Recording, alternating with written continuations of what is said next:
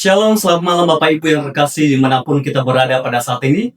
Kita berjumpa kembali dalam renungan tengah malam hari ini. Tema renungan kita pada saat ini yaitu memelihara visi dari Tuhan.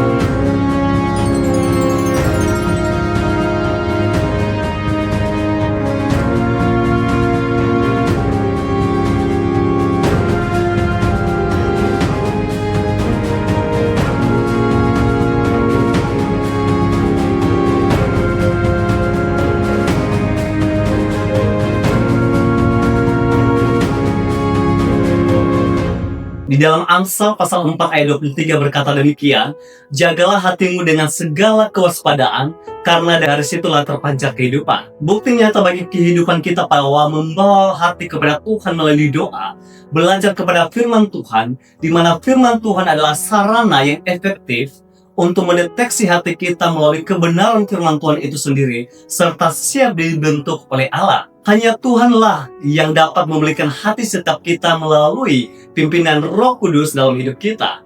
Dalam menjaga hati tidak hanya menjaga perasaan seseorang, namun juga membuat komitmen agar kita saling mempercayai satu sama lain.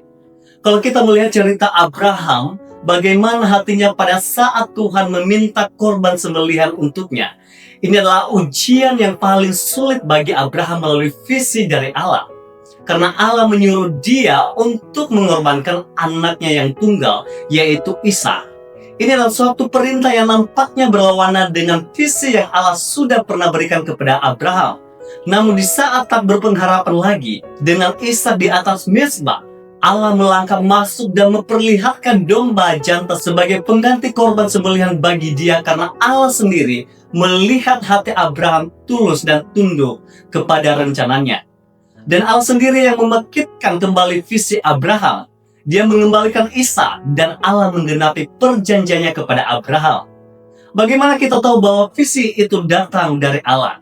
Yang pertama, visi itu inisiatifnya dari Allah. Visi yang berasal dari Allah dengan satu tujuan yang dia nyatakan kepada saudara ke dalam hati saudara, disampaikan kepada roh saudara. Visi itu tidak selalu datang melalui mimpi, sebagaimana yang dialami oleh Yusuf. Tidak juga datang melalui wujud cahaya yang membutakan di jalan menuju Damsyik, sebagaimana yang dialami oleh Paulus. Namun visi itu otoritas Tuhan dalam hidup kita. Lalu bagaimana dengan diri kita? Apakah visi dari Allah itu sudah ada dalam diri kita? Tentunya kita sebagai orang yang telah dipanggil sebagai anak-anak Kristus, ketika kita belajar dibentuk oleh tuntunan Tuhan, pasti kita akan menemukan visi itu dari diri kita. Dan ada hasrat ingin tahu seperti apa visi yang Tuhan mau taruh dalam hati kita. Visi apa yang Tuhan mau bagi diri kita. Visi apa yang Tuhan inginkan bagi diri kita. Dan visi apa yang Tuhan mau jalankan bagi diri kita.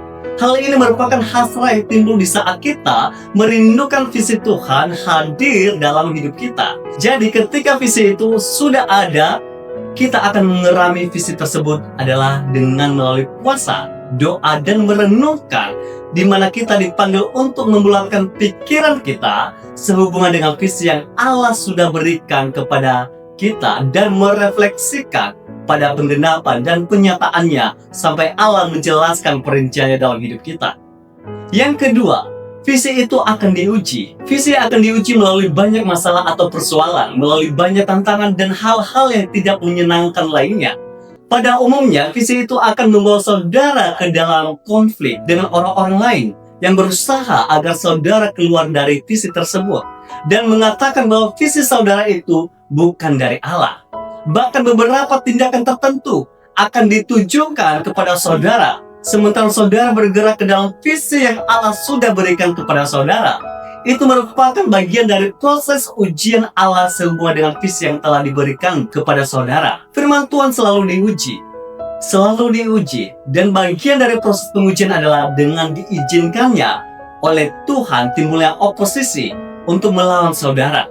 Ketika saudara bergerak keluar untuk mewujudkan visi tersebut, maka dari itu, apapun profesi kita saat ini, kita izinkan Tuhan yang memprosesnya, berkarya dan bekerja seturut kehendaknya atas hidup kita. Rick Warren menyatakan, inilah hasrat untuk melengkapi setiap orang percaya untuk pelayanan.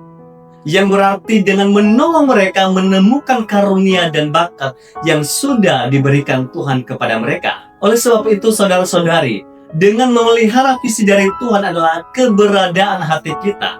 Karena keberadaan hati kita menentukan visi Tuhan dalam hidup kita. Mari kita bersatu dalam doa. Bapa, kami sungguh bersyukur atas kebenaran firman-Mu yang telah kami dengar. Biarlah visi yang berasal daripada-Mu Tuhan yang memproses setiap pribadi kami, sehingga setiap kami Tuhan selalu terhubung dengan visi yang telah Engkau taruh dalam setiap hidup kami.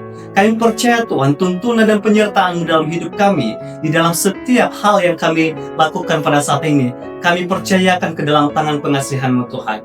Tolonglah setiap pribadi kami Tuhan untuk menjalankan tanggung jawab kami dalam menjalankan visi yang Engkau taruh dalam hidup kami. Biarlah apapun proses yang kami alami dan apapun profesi kami pada saat ini, kami yakin dan percaya oleh penyertaan dan tuntunan dalam hidup kami akan melihat kebesaran dan keajaiban-Mu itu nyata dalam kehidupan kami. Di dalam nama Tuhan Yesus Kristus kami telah berdoa dan mengucap syukur. Haleluya, amin. Tuhan Yesus memberkati kita semua.